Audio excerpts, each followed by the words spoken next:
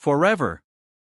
The automatic doors of the St. Charles Veterans Hospital slid open with a mechanical hiss, and Senator John Neely Kennedy stepped inside, his polished shoes clicking softly on the sterile white floor.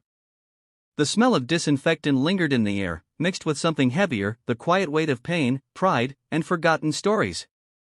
He hadn't planned for this visit to be anything more than a routine check-in, a stop on his way through Louisiana to meet a few veterans and take a few photos. But destiny often hides behind ordinary doors. And that day, behind those hospital walls, something was waiting to change him in a way he could never have imagined. He was greeted by the hospital's director, a middle-aged woman with kind eyes and a nervous smile. "Senator Kennedy, thank you for taking the time to visit. The men and women here will be honored to see you." Kennedy nodded, his usual humor subdued.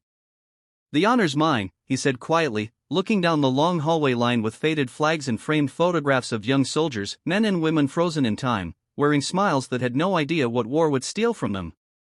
As he walked, he passed rooms where the beeping of machines replaced the rhythm of laughter. Some veterans lay asleep, tubes running across their arms. Others sat in wheelchairs, staring at small television screens or out the window, their minds lost somewhere far beyond the present.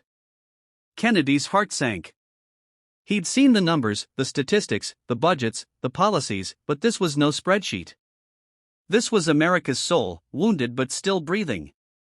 The first room he entered belonged to Corporal James "Jimmy" Wallace, a man in his 30s with sharp blue eyes and a prosthetic leg that gleamed under the fluorescent lights.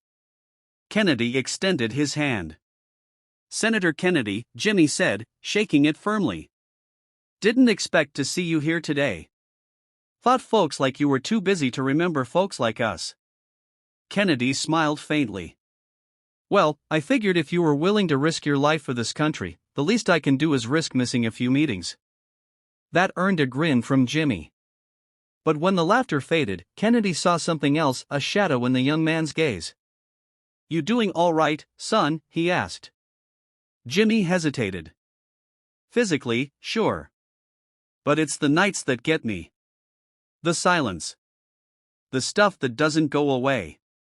He paused, eyes dropping to the floor. "I used to run marathons. Now I just try to walk without remembering what it felt like to run." Kennedy didn't have a politician's answer. He simply nodded, pulling up a chair beside the bed. "You know, Jimmy," he said softly, "I've met people in Washington who talk a lot about bravery. But bravery isn't what you see on TV.